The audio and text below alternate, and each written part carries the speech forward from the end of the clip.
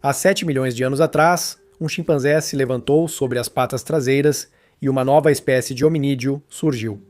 Nos milhões de anos seguintes, os hominídeos evoluíram. Ainda pareciam macacos, mas não eram. Seus cérebros evoluíram. Eles criaram ferramentas de pedra, caçavam grandes animais, descobriram o fogo e aprenderam a seguir os padrões de migração dos animais usados para alimentação, vestuário e abrigo. Levou milhões de anos para os hominídeos criarem uma ponta de lança de pedra.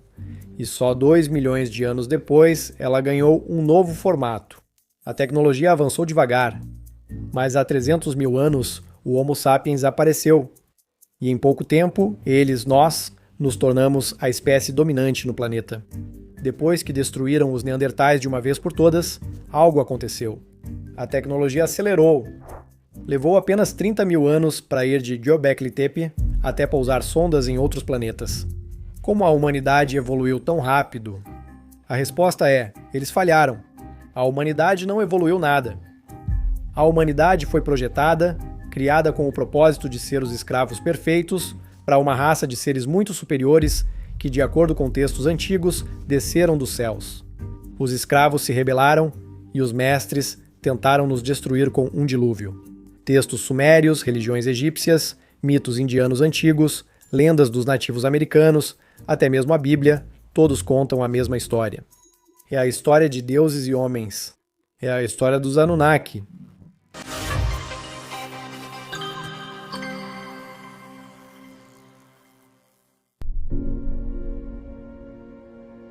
A Mesopotâmia é chamada de berço da civilização. Muito antes das pirâmides se erguerem sobre o Egito e séculos antes de Stonehenge ser construído, a antiga civilização da Suméria prosperava. Claro, temos lugares como Göbekli Tepe e Bonkuklu Tarla que são anteriores aos sumérios, mas esses são pequenos locais de reunião se comparados à vasta civilização da Suméria, o primeiro império do mundo. Os sumérios inventaram a escrita. Eles descobriram a roda. O barco à vela foi criado primeiro pelos sumérios. Eles revolucionaram a agricultura ao inventar o primeiro arado a ser usado em fazendas alimentadas por um sofisticado sistema de irrigação, novamente o primeiro do mundo. Os gregos são creditados pela invenção das cidades-estado, mas esse conceito também era sumério. A Suméria era formada por cidades-estado, cada uma com governo e líder próprios. Esses governantes respondiam ao rei, de acordo com o código de Ur-Nammu, o primeiro sistema legal do mundo. Os sumérios entendiam matemática e astronomia complexas. Os seus sistemas numéricos, usados para medir o tempo e os ângulos de um círculo, ainda são utilizados hoje em dia. A Suméria foi fundada há cerca de 7 mil anos, e isso provavelmente já é de conhecimento comum para você. Também é de conhecimento comum que o Homo sapiens, ou homem moderno, surgiu há cerca de 300 mil anos. Veja o quanto a nossa tecnologia evoluiu desde os sumérios. Levou apenas 7 mil anos para irmos da descoberta da escrita até colocar um homem na Lua. Ok, para pousar algo na Lua. Por que demorou tanto e de repente houve essa explosão tecnológica? O que o homem moderno estava fazendo durante os cerca de 225 mil anos antes da antiga Suméria? Por que a tecnologia não avançou? Textos antigos da Suméria explicam o motivo. A tecnologia não avançava porque os humanos estavam ocupados trabalhando nas minas. Trabalhando numa mina de carvão, descendo, trabalhando numa mina de carvão. Eu tenho que descer. Eles não estavam minerando carvão, eles estavam minerando ouro.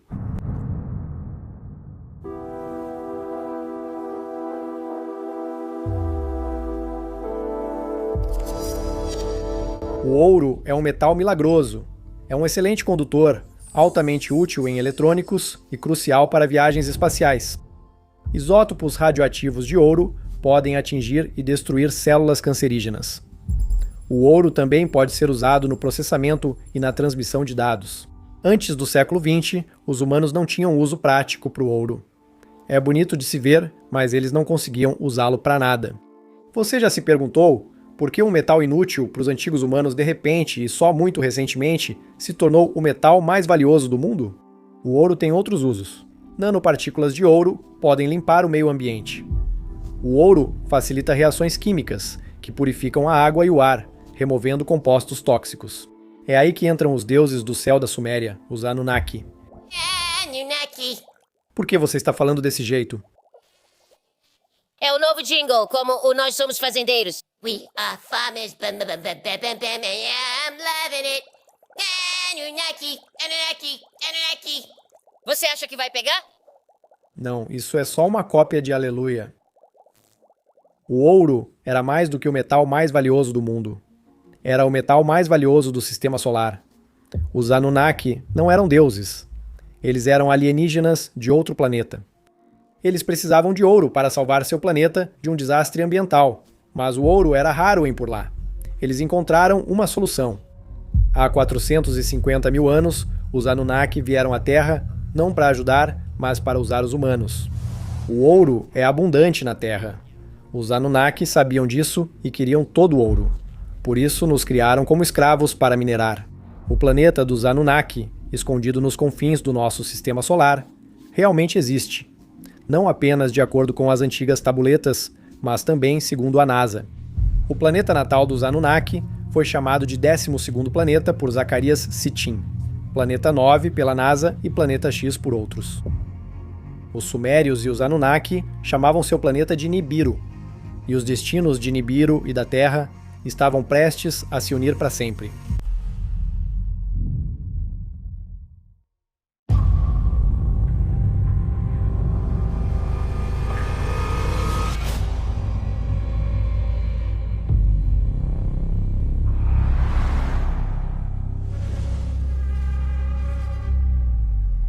Anu estava em sua varanda e riu para si mesmo. Sua risada não era por algo engraçado. Era uma risada sarcástica. Anu não era seu nome de nascimento. Anu era seu título, dado a todos os líderes de seu povo, os Enunnaki. Nada de jingles chamativos durante minha ficção científica dramática. Desculpa, continue, Philip K. Trouxa! 50 mil anos atrás, quando Anu era jovem e ambicioso, ele lutou contra o antigo rei Alalu pelo trono e venceu. O conselho o elegeu para conduzir Nibiru durante a crise. Mas durante seu tempo como líder, as condições no planeta só pioraram. A indústria em Nibiru era altamente controlada. As fábricas poluíam o ar. Não havia como evitar isso, mas eles tinham a tecnologia para controlá-la. Recicladores de ar do tamanho de arranha-céus pontilhavam a paisagem ao redor de cada área urbana. No entanto, uma série de erupções vulcânicas pegou os Anunnaki de surpresa. Antigos vulcões expeliam cinzas e gases tóxicos no ar, sobrecarregando os recicladores com fluxos piroclásticos do tamanho de montanhas. Em semanas, os recicladores falharam. Meses depois, a atmosfera se deteriorou. A camada de ozônio de Nibiru era fina em muitos pontos e ausente em outros. O céu acima de Nibiru era de um amarelo doentio e a atmosfera era densa e opressiva. 2 luas antes brilhavam intensamente, agora mal eram visíveis através da névoa. Estrelas, que antes preenchiam o céu noturno, já não podiam mais ser vistas. Os Anunnaki viviam por 200 mil anos. A longa expectativa de vida, antes vista como presente, agora era maldição. Os Anunnaki mais velhos lembravam de um céu noturno estrelado, mas os jovens nunca viram uma estrela. A última e mais brilhante sumiu na escuridão há anos. Nas cidades de Nibiru, as torres imponentes dos antigos edifícios pairavam sobre ruas vazias. As grandes avenidas, antes ladeadas por esculturas deslumbrantes e fontes reluzentes, agora pareciam zombar dos Anunnaki, uma lembrança dolorosa de uma era de prosperidade há muito passada. Os jardins que antes floresciam com plantas e flores exóticas, agora estavam murchos e marrons. Paisagens antes vibrantes estavam áridas e decadentes, uma consequência do ecossistema em colapso. Anu e o povo Anunnaki sabiam que seu planeta estava morrendo e que o tempo estava acabando. Anu contava com as mentes mais brilhantes do mundo nesse problema, mas a perspectiva era sombria. Então, o filho de Anu, Enlil, irrompeu na sala. Ele disse: "Pai, eu sei como podemos salvar o planeta."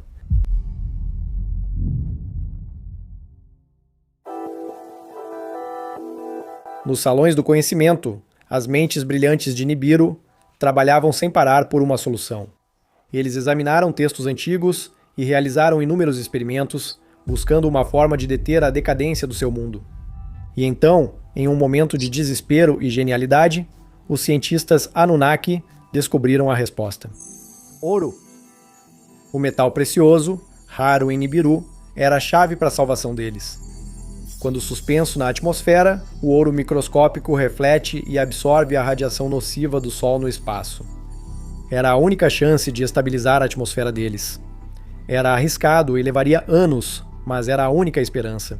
Os Anunnaki mobilizaram todos os seus recursos e elaboraram um plano. Eles enviaram expedições para os confins do Sistema Solar, em busca de planetas ricos em ouro. Eles minerariam o ouro, levariam ao planeta deles e o liberariam na atmosfera para tentar salvar seu mundo. Durante anos, sondas foram enviadas e não encontraram nada. Sondas exploraram o Sistema Solar interno e só encontraram rochas vulcânicas inúteis e gás tóxico. Hoje, surgiu esperança. Uma das sondas relatou ouro e diversos recursos que poderiam salvar vidas. Todos os anciãos participaram da reunião do conselho: Enki, Inanna, Ninhursag e Utu. Mas o filho de Anu e Enlil falou primeiro. Os dados de uma das nossas sondas chegaram a um planeta muito próximo da Estrela Amarela, rico em ouro. Também possui água líquida em abundância.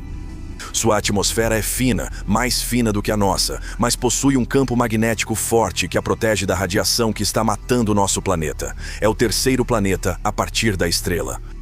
Anu conhecia esse planeta chamado Kai, que depois seria conhecido como Terra. A Terra orbitava o Sol rapidamente. Nibiru também orbitava a estrela, mas levava 3.600 anos terrestres para completar uma volta. Anu achou a Terra perfeita. A jornada seria perigosa, mas os tempos eram desesperadores. Logo, Nibiru se aproximaria da Terra. O momento era perfeito.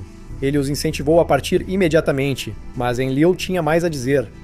Mas a Terra está repleta de vida, incluindo criaturas inteligentes, embora ainda estejam no início de seu desenvolvimento. Essas criaturas são bípedes como nós, mas são menores, talvez metade da nossa altura.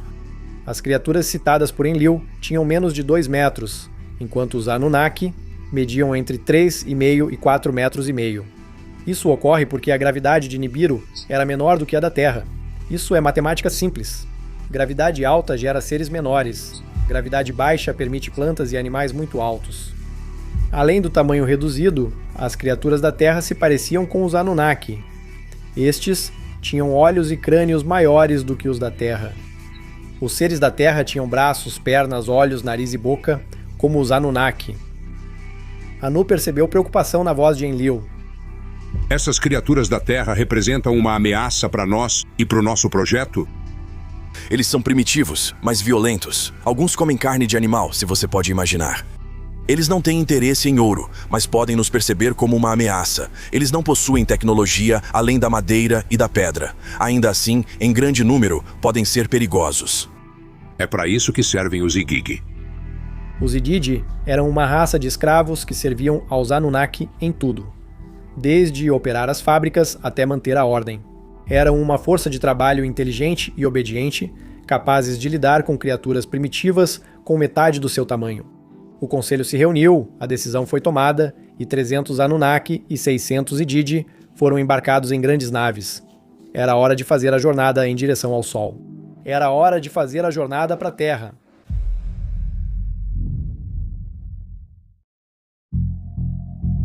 Após uma breve parada em Marte, a frota dos Anunnaki chegou à órbita da Terra. A tripulação ficou impressionada. O planeta era de um azul e verde vibrantes, com nuvens brancas girando. Vastos oceanos reluzentes pareciam não ter fim. O planeta estava cheio de vida no céu, na terra e no mar, lá embaixo.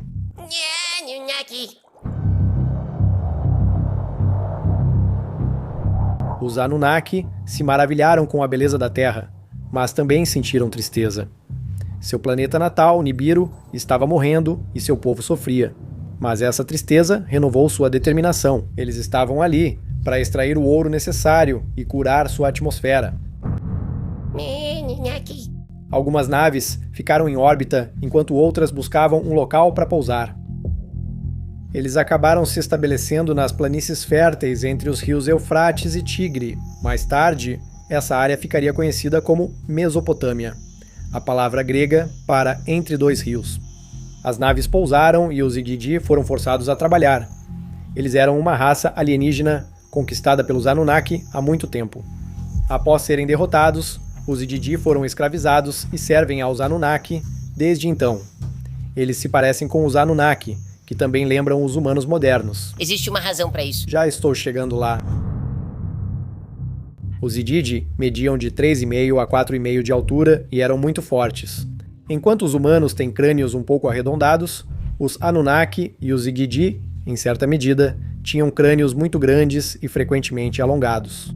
Essas cabeças alongadas foram retratadas muitas vezes em esculturas e afrescos antigos. Os Ididi receberam apenas 7 dias para construir a grande cidade de Eridu, que seria governada pelo filho de Anu, Enki. Os Anunnaki eram cruéis e brutais com os Igigi. O fardo dos deuses era grande, o trabalho penoso, o sofrimento excessivo. Os grandes Anunnaki dos 7 faziam os Igigi suportarem esse trabalho. A cidade foi concluída no prazo. Então, os Ididi cavaram minas e começaram a extrair ouro. Eles mineraram ouro dia após dia, ano após ano, por 150 mil anos.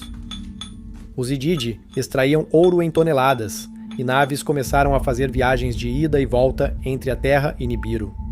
Enki, governando em nome de seu pai, Anu, estava empolgado. Ele exigiu mais produção. Os capatazes usavam armas como feixes de partículas para forçar os Ididi a trabalhar mais duro e mais rápido. Enki não queria explorar tanto trabalho, mas sentia não ter alternativa. A atmosfera de Nibiru estava quase totalmente destruída. Ele não tinha certeza se o ouro chegaria em casa a tempo. Então, contra seu próprio julgamento, Enki exigiu ainda mais produção das minas. Os capatazes receberam ordens para usar todos os meios, até tortura, para conseguir isso. Logo, sussurros de descontentamento circularam entre os Ididi. Então, os sussurros se transformaram em gritos. Os Ididi não permitiriam mais ser torturados e não trabalhariam mais nas minas. Atrahasis, um líder famoso dos Ididi, tomou a decisão de se rebelar. Por tempo demais nós sofremos sob o jugo dos Anunnaki. Nascemos das estrelas, mas fomos condenados à escuridão. É hora de buscarmos a luz. Agora proclamem guerra. Vamos unir nossas hostilidades e lutar. A rebelião foi rápida. Os Ididi, inteligentes e fortes, transformaram ferramentas em armas, quebraram correntes e lutaram contra os Anunnaki por liberdade. A cidade de Eridu se tornou um campo de batalha, e as minas de ouro desabaram por causa do levante. Os Ididi lutaram bravamente, mas falharam e foram acorrentados novamente. O irmão de Enki, Enlil, supervisionava a mineração. Furioso, queria que os Ididi fossem mortos por traição. Mas Enki pensava diferente. Anunnaki e Igigi compartilhavam milênios de história. Devemos combater a resistência com tirania? Ou podemos forjar um novo destino juntos? Os Ididi não podiam voltar às minas, e Enki sabia disso. Eles continuariam a se rebelar. Mas alguém precisava trabalhar nas minas e fazer todo o trabalho que uma grande cidade exige. Então, Enki teve uma ideia. Na floresta viviam hominídeos semelhantes a macacos, com cérebros grandes, bípedes e capazes de usar ferramentas simples. Eles não eram inteligentes o bastante para o trabalho dos Anunnaki, mas talvez pudessem se tornar inteligentes com um pouco de engenharia genética.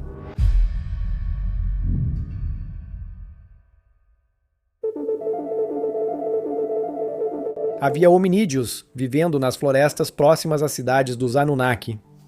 Eles eram nossos ancestrais. Eles eram ou Homo heidelbergensis ou Homo erectus.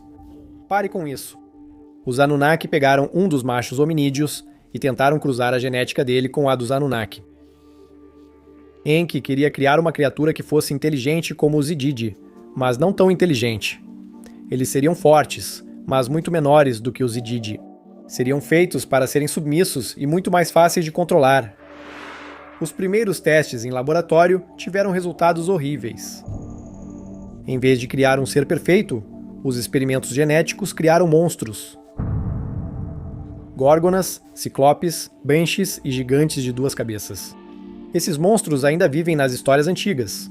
Os Anunnaki mudaram sua abordagem. Eles fizeram uma fusão genética do seu DNA com o de uma fêmea hominídea. Então, ao invés de cultivar o embrião num laboratório, eles o implantaram na fêmea. Funcionou. Menos de 1 ano depois, uma criança nasceu, um menino. Ele se parecia mais com os Anunnaki do que com as criaturas parecidas com macacos que vagavam pela floresta. Eles deram ao menino o nome de Adamu. Adamu, tipo como Adão de Adão e Eva. Sim, Adamu significa primeiro homem. Em hebraico, a palavra também significa chão ou terra. Em Gênesis, Deus fez Adamu à sua própria imagem a partir do pó da terra. Em textos antigos sumérios, acadianos e babilônicos, a criação do homem é descrita da mesma forma. O homem é criado à imagem do Deus ou dos deuses, misturando o sangue de um deus com o barro da terra. Os antigos egípcios contavam que o homem foi criado ao misturar uma lágrima de Deus com o barro da terra. Sangue ou até mesmo uma lágrima conteriam DNA. O barro nos escritos antigos não é literal, mas simboliza toda a vida na Terra. Toda cultura e religião tem alguma variação dessa história. Não é coincidência. Provavelmente não. E existe essa lacuna na história em que os hominídeos passam de primatas muito simples para uma raça muito inteligente e avançada. Somos mais inteligentes do que qualquer das espécies que vieram antes de nós. Esperava-se uma evolução gradual da inteligência, mas não é isso que vemos. Parece que os humanos surgiram de repente. O Dr. Alice Silver aborda esse salto evolutivo em seu livro Humans Are Not From Earth. A teoria dele diz que os humanos foram trazidos para cá por alienígenas. Agora, seja trazidos para cá ou criados aqui, a teoria diz que os humanos foram geneticamente modificados usando DNA alienígena. O Dr. Silver diz que humanos não se adaptam bem à Terra, ao contrário dos outros animais. Por que perdemos nossa pelagem? A pele humana é muito sensível à luz solar e à radiação UV. Se passarmos muito tempo ao sol, isso pode levar a doenças graves, especialmente câncer de pele. Nenhum outro animal fica queimado de sol. Mamíferos têm pelagem ou pele grossa, escamas de peixes e até as penas das aves oferecem proteção contra o sol. É verdade, porcos, elefantes e até répteis podem se queimar, mas eles se protegem rolando na lama ou trocando de pele. Agora temos protetor solar, mas o que os humanos faziam para proteger a pele 100 mil anos atrás? Além disso, humanos são mais propensos a doenças e distúrbios congênitos do que outros animais. Tenho 2 gatos e nunca me lembro de eles terem ficado doentes, mesmo após anos com eles. Buddy acabou ficando doente, mas depois ele morreu. Durante 14 anos, ele nunca teve nem mesmo um resfriado. Sei que gatos, cachorros e outros animais adoecem, mas com menos frequência do que humanos. Dr. Silver menciona que os humanos tendem a desejar alimentos que fazem mal para nós: sal, açúcar, gordura, carboidratos. Apesar da abundância de vegetais, nozes e frutas, a maioria das pessoas, inclusive eu, prefere cheeseburger, batata frita e milkshake. Dr. Silver cita a dor nas costas como razão para crer que humanos não são da Terra, afirmando que não fomos feitos para sua gravidade, considerada pesada demais. Ele acha que evoluímos num planeta de gravidade mais baixa. Como Nibiru. Certo. Os Anunnaki eram parecidos com os humanos, mas tinham cerca do dobro da altura, entre 3,5 metros a 4,5 metros. Isso sugere que evoluíram em um planeta com gravidade inferior à da Terra. Ele traz um argumento convincente baseado na ciência. O link para o livro está abaixo. Acredita-se que o Homo sapiens surgiu há cerca de 300 mil anos, justamente no período da rebelião dos Igigi. Agora, voltando ao primeiro homem, Adamu. Os Anunnaki também criaram Riva, uma mulher, para que pudessem... And I get that feeling, I want sexual healing, sexual healing. É bom pra mim. Agora continue. Os Anunnaki precisavam que os humanos se reproduzissem sozinhos, e isso aconteceu frequentemente. Eles guiaram a nova raça por séculos, aumentando a população para milhares. Os Anunnaki ensinaram aos humanos as habilidades necessárias para manter a cidade, construir casas, plantar e colher. Mais importante, Os Anunnaki deram aos humanos a habilidade de minerar ouro. Os Anunnaki ficaram tão satisfeitos com sua criação que permitiram aos humanos visitar seu jardim sagrado, Éden. Então Adamu e Riva no Jardim do Éden, né?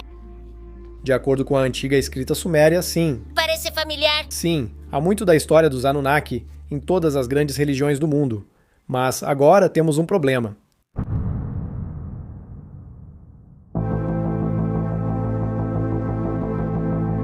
Os humanos não se pareciam com macacos, mas sim com os Anunnaki, só que em tamanho menor. E as mulheres humanas eram belas. Isso sempre significa problema. Uma dessas mulheres chamou a atenção de Enki, o governante Anunnaki da cidade de Eridu. Aí está. Ei, Enki, viva, você está aqui em cima. Mas os relacionamentos entre Anunnaki e Didi e humanos eram estritamente proibidos. Não vá pra cama com os empregados. Ah, qual é? Isso é grosseiro. Estou falando sério. Você se mete em encrenca quando sai com seus funcionários. É só perguntar pro Arnold e pro Ben Affleck. Então, Enki quebrou a lei e teve um relacionamento com uma mulher humana. Dessa relação, nasceu uma criança, um menino chamado Adapa. Até então, os humanos eram seres muito simples e dóceis, inteligentes o suficiente para fazer o trabalho que os Anunnaki precisavam, mas não inteligentes o bastante para reclamar disso. O nascimento de Adapa mudou tudo. Ele era parte humano, parte Anunnaki. Ele era extremamente inteligente. Ele se casou com uma mulher chamada Atiti. Uma teta? Atiti. Atiti, o que eu disse? Da família de Adapa, começou uma nova linhagem de humanos altamente inteligentes. E eles começaram a fazer perguntas. Eles herdaram o desejo dos Anunnaki por ouro e por poder. Mas havia um problema maior. Outra característica surgiu nessa nova linhagem de humanos inteligentes. Uma característica que moldaria o futuro de toda a nossa espécie. Essa nova característica era a violência.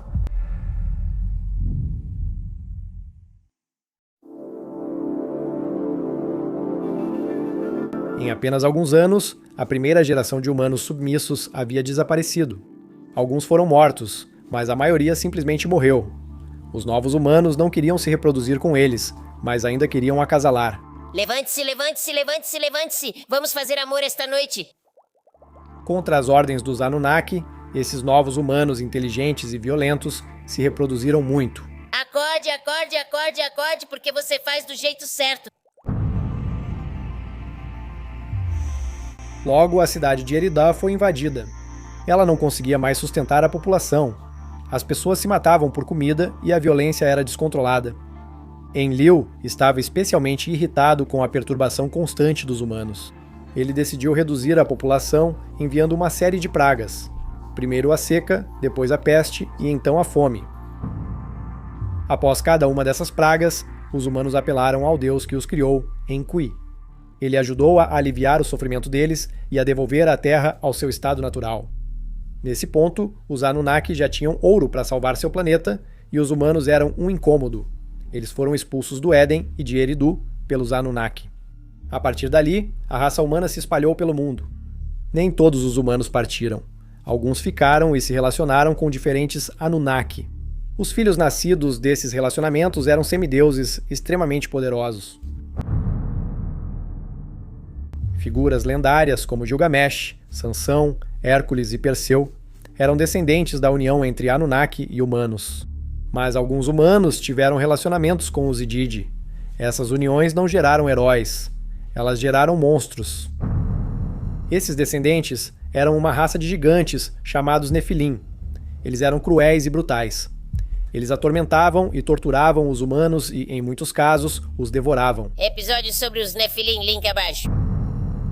Enquanto isso, a humanidade prosperou. Assentamentos viraram cidades, que cresceram em impérios. Os humanos conquistaram todos os cantos da Terra. Foi uma época próspera, não decadente. Mas a raça humana não sabia que seu mundo estava prestes a mudar, drasticamente. Ela apareceu pela primeira vez no céu noturno como qualquer outra estrela, mas com o passar das semanas, o objeto ficou mais brilhante e maior. Os humanos estavam confusos e cada vez mais preocupados. Eles não faziam ideia do que era esse objeto, mas os Anunnaki sabiam. Era o lar deles. Nibiru leva 3.600 anos para orbitar o Sol. mas sua órbita é altamente elíptica, então Nibiru viaja muito além de Plutão, quase até o cinturão de Kuiper, e depois retorna por todo o sistema solar interno. Nesse período, ela se aproxima da Terra e os Anunnaki começaram a arrumar as malas. Já tinham ouro suficiente para curar a atmosfera. Não havia motivo para ficar na Terra. Além disso, quando Nibiru se aproximava, eles evitavam ficar na superfície da Terra. Não, isso soa sinistro. Ah, sim, vai ser ruim. Quão ruim vai ser? Imagine todos os filmes de desastre que você já viu acontecendo em um único evento cataclísmico. Tá bom, isso é ruim? Na verdade, é muito pior. Mas e os humanos? Após a passagem de Nibiru pela Terra, não vai sobrar nenhum humano. Não.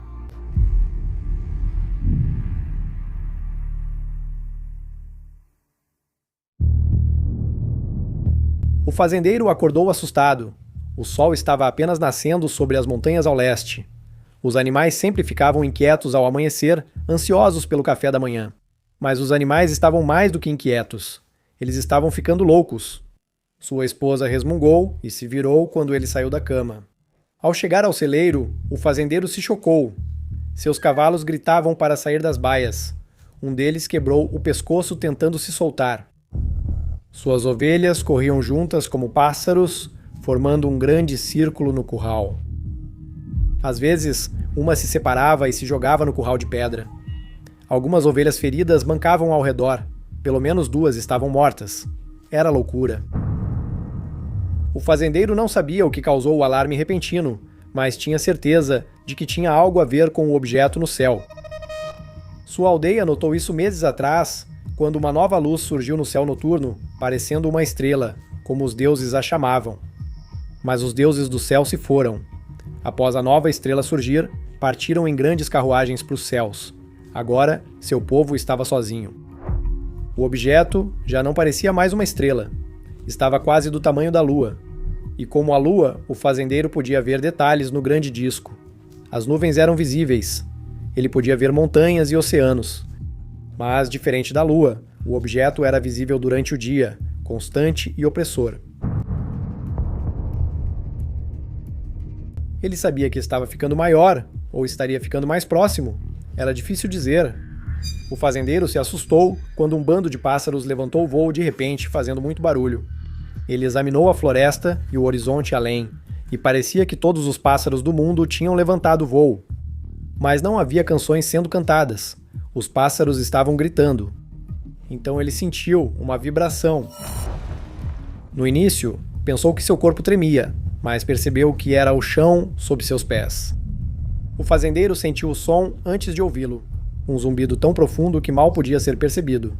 Mas o som fez uma onda de enjoo tomar conta dele. Ele caiu de joelhos para vomitar quando o mundo começou a se despedaçar. Ele já tinha enfrentado terremotos antes, alguns bem fortes e assustadores. Nada se comparava a isso. O chão tremia e balançava como um barco no mar. Por cima do ombro, ele viu o celeiro desmoronar e se perguntou quantos cavalos morreram, torcendo para que seu favorito tivesse sobrevivido. Ele queria correr até lá e salvar os animais que pudesse, mas o tremor não permitia que ele ficasse de pé. Então, sua casa desabou. O fazendeiro vomitou de novo, sabendo que esposa e 3 filhos ainda dormiam lá. Ele esperava que tivessem morrido dormindo. Eles não morreram.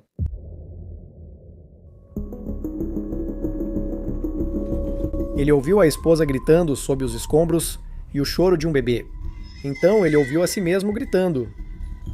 Mas esses sons foram de repente abafados por um grande estrondo quando o chão avançou. O curral de pedra desabou.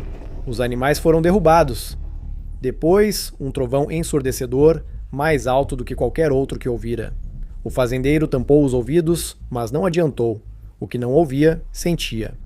Ele olhou para o oeste. Lá estava a colina gramada, com a grande oliveira. Até onde sabia, a árvore sempre estivera lá. Os túmulos de seus pais e avós estavam à sua sombra. Ele pensou que seu túmulo poderia estar ali em breve. Então, por cima daquela encosta, ele viu o que pareciam ser montanhas de fogo. Pedras em chamas do tamanho de casas eram lançadas ao céu, atravessando as nuvens e indo em direção aos céus. Centenas delas, talvez milhares. Fumaça escura subia de algo naquela direção, e antes que percebesse, o céu azul havia se tornado negro. O sol da manhã havia desaparecido. Mas ao menos ele não via mais o grande disco. Por fim, levantou-se e foi cambaleando para casa. Ele só ouvia o rosnado da terra, mas sabia que sua esposa ainda vivia. Se conseguisse alcançá-la, talvez pudesse...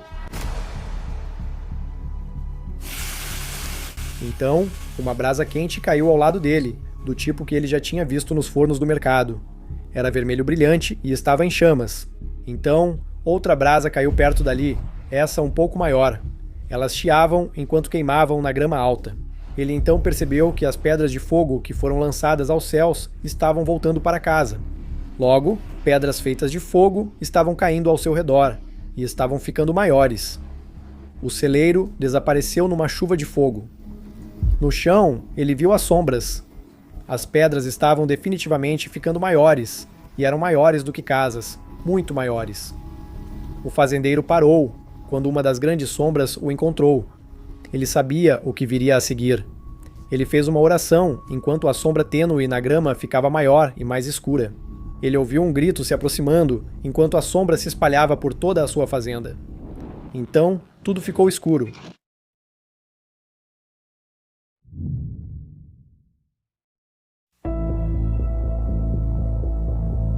O pescador trabalhava freneticamente. O grande disco no céu fazia a terra tremer, e os prédios desmoronavam como se fossem feitos de areia. Ele prendeu cordas a uma estaca de madeira para segurar o barco. As ondas aumentavam e o barco balançava forte. Ele torcia para que o nó resistisse. De vez em quando, um tijolo feito de fogo caía do céu e caía na água com um chiado raivoso. O pescador estava mais confuso do que assustado. A manhã era clara e tranquila, e os peixes mordiam. Ele faria fortuna no mercado, mas a tempestade encurtou sua viagem. Agora, um manto de escuridão cobria a terra e o vento uivava. Logo, o uivo do vento virou um rugido, e a chuva batia com tanta violência que as gotas deixavam vergões doloridos em sua pele. A terra estava tremendo há horas, ou seriam apenas minutos. Ele não conseguia dizer. Quando as casas da aldeia desabaram, muitas vidas se perderam, mas alguns sobreviveram e seguiram para as cavernas próximas. Os tremores tornavam o avanço lento, mas o pescador confiava que conseguiriam. Uma rajada de vento parecia um empurrão que derrubou o pescador no chão. Mas o empurrão continuou e continuou. O vento era tão forte que o homem ficou preso no chão, com o rosto pressionado dolorosamente contra a areia. Nenhuma casa que sobreviveu ao terremoto resistiria ao vendaval. Ele estava sendo atingido por areia e destroços, e barcos que não estavam amarrados voavam pelo ar, explodindo em lascas quando caíam. Ele mais uma vez torceu para que o nó aguentasse. Ele conseguiu ficar de pé, enquanto terra e poeira giravam ao seu redor. Ele não conseguia enxergar mais do que 2 passos em qualquer direção. Sem saber para onde ir, ele seguiu o som de uma criança chorando. Mas aquela criança parecia estar tão distante. Então, como se os deuses do céu tivessem ordenado, o vento e a chuva pararam.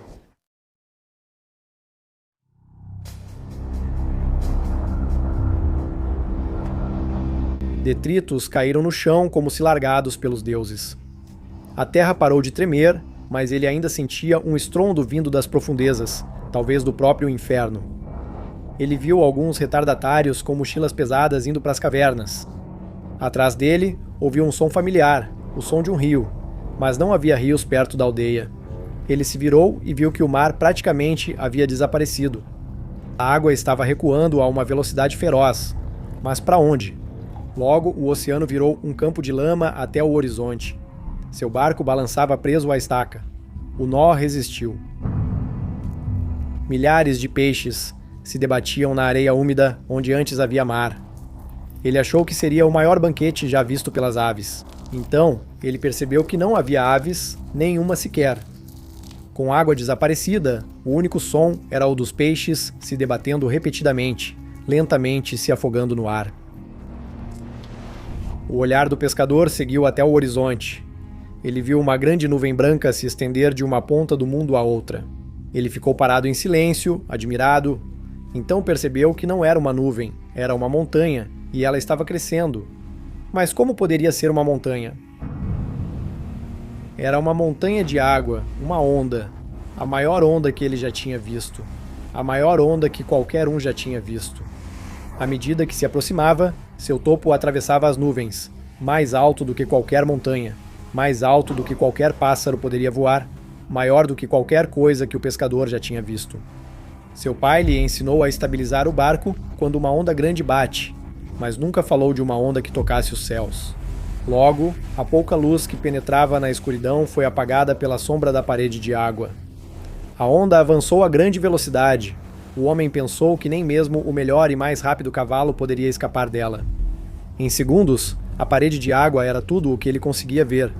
Ela estava vindo. O homem suspirou e controlou a respiração. Ele havia nascido junto ao mar e morreria junto ao mar. Esta seria uma boa morte. Ele fechou os olhos, abriu os braços e sorriu.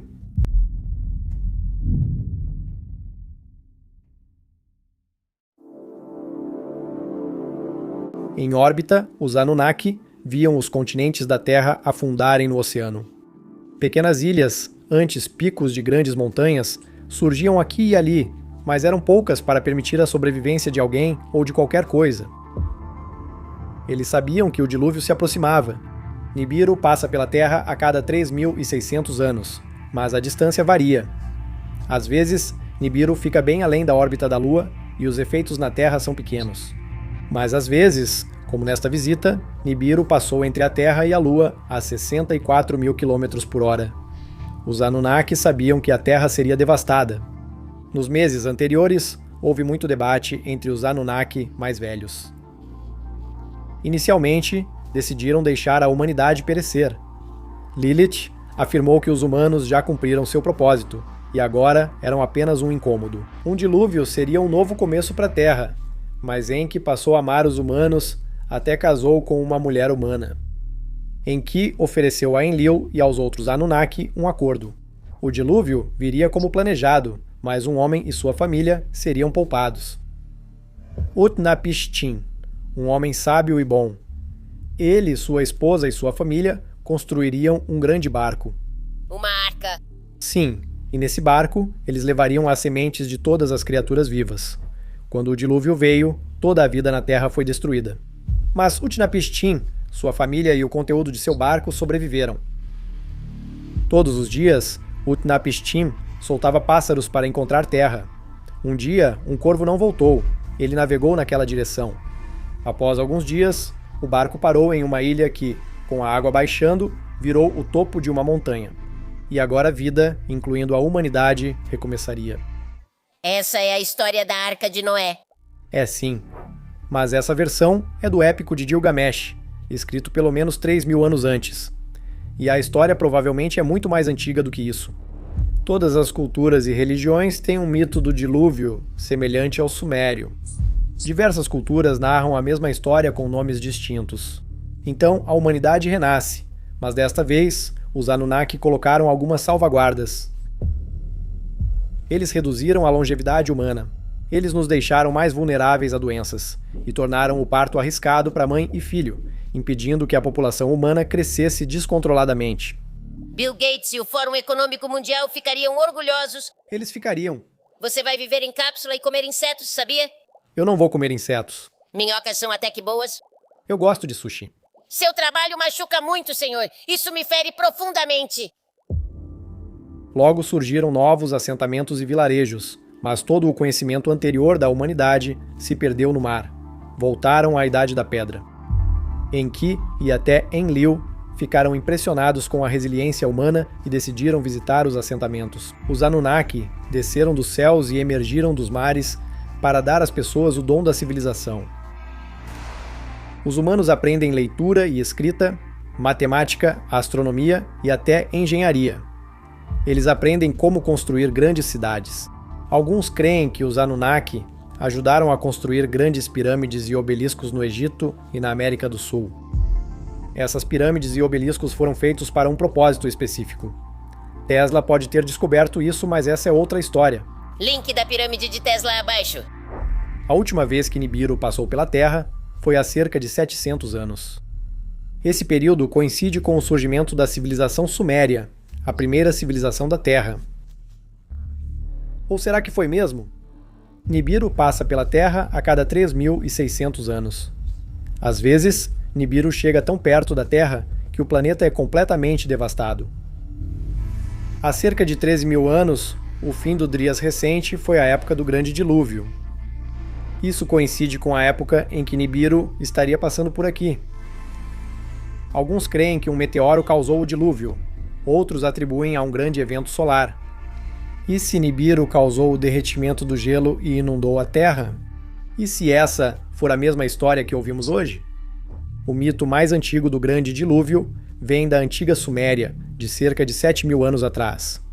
No entanto, ainda existem várias e várias tábuas de escrita suméria. Escritos que preenchem livros e mais livros. Os sumérios registravam tudo. Eles disseram que a história do Grande Dilúvio, contada na Epopeia de Gilgamesh, aconteceu muitos anos antes. As datas batem. Se os sumérios estiverem certos, houve uma civilização na Terra antes do dilúvio, como afirmam pesquisadores como Graham Hancock. Essa civilização anterior não tinha tecnologia avançada, mas presenciou isso. Em Tales e textos da antiga Suméria, Índia, China, Japão, Egito, povos das ilhas do Pacífico, nativos americanos, todos contam a mesma história. Deuses que cavalgavam em carruagens celestes criaram a humanidade, destruíram a Terra com um dilúvio e nos ajudaram a reconstruí-la. Nibiru deve retornar por volta do ano 2900. Agora, talvez seja uma passagem tranquila e a humanidade continue a evoluir e inovar. Talvez até lá já saibamos como nos comunicar com os antigos deuses do céu.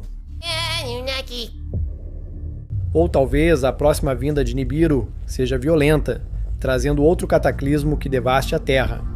Isso quer dizer que a humanidade será destruída e teremos que recomeçar? Eu não acho que seja assim. A tecnologia vai continuar avançando. Quando o ano 2900 chegar, tenho certeza de que estaremos construindo postos avançados na Lua, em Marte, Europa e Encélado. Estaremos minerando asteroides e parando em Europa para reabastecer e encher nossos tanques de água. A humanidade será uma espécie espacial. Assim como conquistamos a Terra, acredito que com sorte e cooperação podemos conquistar todo o nosso sistema solar. Nibiru pode destruir a Terra no ano 2900, mas tudo bem, porque até lá seremos os deuses do céu.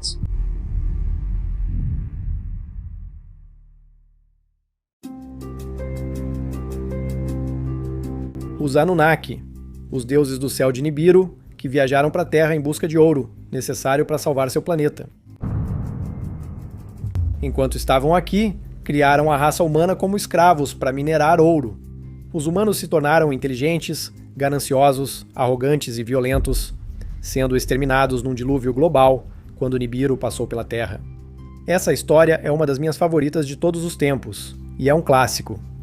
A série de televisão sobre alienígenas antigos é construída em torno dessa história. Mas será que é verdade? Teóricos dos antigos astronautas dizem que sim. Eu sei que eles dizem. Quase toda a história dos antigos alienígenas Anunnaki vem do trabalho de Zecharia Sitchin. O livro, O 12º Planeta, explicava como a história estava escrita palavra por palavra nos antigos textos sumérios. O sucesso do primeiro livro o levou a criar uma série sobre antigos alienígenas e seu tempo na Terra. Sitchin passou mais de 20 anos estudando as tábuas sumérias e aprendendo sozinho línguas antigas. Ele traduziu milhares de textos e uma lenda nasceu. Então, quem foi Zecharia Sitchin? Um sumerólogo? Um arqueólogo? Um filólogo? O que em nome de Anu é um filólogo? Um filólogo estuda línguas que não são mais faladas, como latim, grego antigo, sânscrito, sumério e muitas outras. Então, filólogo, arqueólogo, sumerólogo... Sitchin não era nenhum desses. Ele dizia ter diploma em economia pela Universidade de Londres, mas isso nunca foi confirmado. Enquanto trabalhava para uma empresa de navegação em Nova York, ele aprendeu sozinho o cuneiforme sumério. Depois, ele visitou alguns sítios antigos e começou a montar a antiga teoria de Aşenat. Sou grande fã de Zecharia Sitchin. Já li todos os seus livros várias vezes e são brilhantes. Mas mas ele estava errado sobre quase tudo. As traduções dele dos escritos sumérios são mais interpretações do que traduções reais. Ele até erra o significado da palavra Anunnaki. Nos textos antigos da Suméria, o termo Anunnaki significa aqueles que vieram dos céus. Isso está errado. O programa de TV Alienígenas do passado usa a tradução de Zecharia Sitchin, não a tradução correta. Anunnaki, na verdade, significa sangue real ou semente real. Anu era o rei dos deuses e sua consorte se chamava Ki. Os Anunnaki eram descendentes de Anu e Ki. Eles se tornaram os deuses no panteão mesopotâmico. O livro de Sitchin foi lançado em 1976. Não existia internet. Não havia bancos de dados de escrita antiga e cuneiforme, mas agora existe. Como agora sabemos muito sobre como os sumérios falavam e escreviam, também sabemos que Zecharia Sitchin não era um bom tradutor. Ele errou até palavras e gramática básicas. Na verdade, o título, o 12º planeta, faz referência à imagem no selo cilíndrico sumério VA243. No selo, o Sol está cercado por 12 objetos que parecem ser planetas. Sitchin afirma que os sumérios conheciam todos os planetas do Sistema Solar, além de Nibiru e alguns outros objetos. Agora, a verdade é que os sumérios realmente conheciam os planetas, mas não conheciam nenhum além de Saturno. Eles não tinham telescópios, e Saturno era o mais distante que conseguiam ver a olho nu. Talvez os Anunnaki tenham contado. Calma, eu já vou chegar lá. Outras coisas que Sitchin errou. Nenhum texto sumério menciona um veículo voador. Sim, lemos sobre eles em outras culturas. Os antigos indianos escreveram muito sobre os Vimanas, grandes veículos capazes de voar acima das nuvens. E pesquisando para este episódio, aprendi várias coisas interessantes sobre os Vimanas que eu não sabia. E se você quiser um vídeo completo sobre isso, me avise. Seria um bom tema. Voltando para Sitchin. Os sumérios escreveram sobre ouro algumas vezes, mas não tanto assim, e não há nada nos textos sobre minerar ouro para curar a atmosfera de Nibiru. Aliás, Nibiru significa travessia. Sitchin interpretou isso como sendo um planeta que cruzava a órbita da Terra a cada 3.600 anos. Mas Nibiru não era isso. Nibiru, ou a travessia, muitas vezes era associada ao solstício. Pode se referir a um objeto no céu indicando um solstício, ao Sol, ou talvez a uma estrela cruzando de certa forma durante o solstício. Sitchin pegou essa ideia e levou adiante. Ele interpretou Nibiru como sendo um planeta, mas não era. Não sei como ele chegou à órbita de 3.600 anos. Mas, se um objeto enorme passasse pela Terra a cada 3.600 anos, acho que haveria muita documentação sobre isso. Mas talvez tenha se perdido no dilúvio? Bem, agora o dilúvio é interessante. Toda cultura e religião tem um mito do dilúvio. Acho que já são 140 relatos, talvez até mais. E todas são histórias muito parecidas. Geralmente, 8 pessoas são salvas, como nas histórias de Noé, Napishtim e outros. Afirmam que todos os mitos do dilúvio se copiam e que o relato bíblico vem da epopeia de Gilgamesh. Mas quando os antigos sumérios escreveram sobre o dilúvio, mesmo para eles, esse era um evento que aconteceu em sua história antiga. O Dres mais recente. Pode ser. Eu acho que provavelmente foi. Acredito que todos esses mitos falam do mesmo grande dilúvio, e não foram copiados entre si, mas surgiram de forma independente. Os antigos chineses, maias, nórdicos e polinésios não estavam se misturando nos tempos antigos, mas todos contam a mesma história, provavelmente porque realmente aconteceu. Além disso, quase tantas culturas têm um mito de criação sobre um deus adicionando sua própria essência ao barro. A essência pode ser o DNA e o barro representar os primeiros hominídeos. A teoria dos antigos astronautas de Zecharia Sitchin é vista como pseudociência. Já chamaram o trabalho dele de coisas piores. Então, a história dos Anunnaki e de Nibiru foi desmentida? Bem, não tão rápido. Os céticos têm pedido por evidências concretas, provas físicas dos Anunnaki. Por milhares de anos, as cidades sumérias de Eridu e Ur eram consideradas mitos, mas acabaram sendo encontradas. E na cidade de Ur foi descoberto um túmulo. No túmulo estava o esqueleto de uma rainha da primeira dinastia suméria. A primeira rainha? Sim. Isso faria dela uma híbrida humana Anunnaki. Segundo a lenda, faria sim. Ela é? Parece que sim. Yahtzee!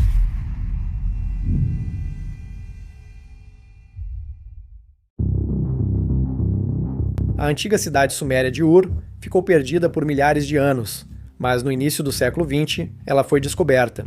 Em 1927, o arqueólogo britânico Leonard Woolley descobriu os restos mortais da rainha Puabi. Ela foi rainha da primeira dinastia de Ur, o que, se você acreditar na antiga teoria de Aşenat, a situa bem perto de quando os Anunnaki começaram a criar os humanos. Foi especulado que a rainha Puabi era um híbrido humano-Anunnaki. O crânio dela era enorme, alongado, e os Anunnaki eram descritos como tendo crânios exatamente assim. Atualmente, há um esforço para testar o DNA dela, mas esse projeto encontrou alguma resistência. É previsível. Agora, a rainha Puabi não é única. Crânios alongados foram encontrados em todo o mundo. Um grande número deles foi encontrado no Peru. Eles são chamados de crânios de Paracás. Agora deixa eu adivinhar, eles também são contra testes de DNA. Na verdade, eles não são. O DNA deles foi testado em 2014 e os resultados foram surpreendentes. Os crânios datam de milhares de anos atrás e têm DNA encontrado apenas em pessoas do Oriente Médio.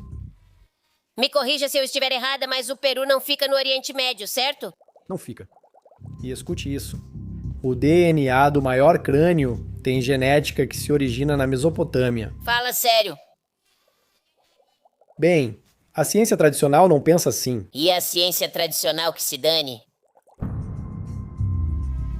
Um dos pesquisadores dos crânios, L.A. Marzulli, acredita que os crânios pertencem a híbridos de Nefilins. E é interessante que pessoas com DNA do Oriente Médio estavam nas selvas da América do Sul há milhares de anos.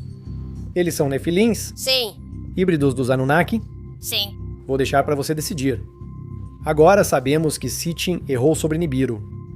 Em 2015, pesquisadores do Instituto de Tecnologia da Califórnia encontraram indícios de um grande objeto nas profundezas do Sistema Solar. É um planeta do tamanho de Netuno, com uma órbita tão elíptica que vai muito além de Plutão. Assim como Nibiru. Sim. Ainda não há fotos dele, mas é tão grande que sua gravidade afeta as órbitas dos objetos no cinturão de Kuiper. Pesquisadores dizem que há 98% de chance de o objeto estar lá. Anunnaki. Por muito tempo, pensou-se que o grande cérebro do Homo sapiens nos tornava inteligentes, mas o cérebro do Neandertal era do mesmo tamanho. Agora, eles não eram homens das cavernas simples. Os Neandertais formavam famílias, sociedades, criavam arte, música e travavam guerras organizadas. Mas o Homo sapiens exterminou os Neandertais. Como? Os Neandertais eram extremamente fortes, muito mais poderosos fisicamente do que os humanos, e tinham o mesmo tamanho de cérebro. Eles deveriam ter nos destruído. Por que eles não fizeram isso? Em 2013, o Homo naledi foi descoberto. Homo naledi é uma espécie extinta de humanos primitivos. Seus cérebros eram bem menores, cerca de 1/3 do tamanho dos nossos. Eles sabiam fazer ferramentas de pedra e realizavam rituais funerários, o que indica religião, ideia de vida após a morte e sugere linguagem. Eles eram muito inteligentes. Se o tamanho do cérebro não indica inteligência, o que indica? Bem, em 2020, um estudo muito interessante foi publicado por cientistas do Instituto Max Planck de Biologia Celular e Genética. Eles identificaram uma mutação genética que desencadeou a criação mais rápida de neurônios no cérebro do Homo sapiens. O gene é conhecido como TKTL1. Outros hominídeos também tinham esse gene, incluindo os neandertais, mas todos eles diferem do gene humano moderno por um aminoácido. Essa pequena mudança não viria de cruzamentos ou anos de evolução. A única vez que vemos um único gene alterado dessa forma específica é quando esse gene é selecionado e manipulado com tecnologia, com engenharia genética. Ao alterar esse único gene, Homo sapiens conseguem desenvolver neurônios muito mais rápido do que qualquer outra espécie de hominídeo. Muito mais rápido mesmo. Por 300 mil anos, Homo sapiens não mudou muito. Eles não inventaram nem inovaram. Os Neandertais foram a espécie dominante na Terra até cerca de 50 mil anos atrás. Então algo aconteceu. O homem de repente começou a criar, raciocinar e inventar. Em poucas gerações, os Neandertais foram exterminados e o Homo sapiens conquistou o mundo. E nossa espécie tem avançado rapidamente desde então. Esse gene, TKTL, com apenas um pequeno ajuste, funcionou como um botão turbo em nossas mentes e nos tornou quem somos hoje. Talvez você não acredite nos Anunnaki, mas ainda assim deve se perguntar: quem apertou o botão?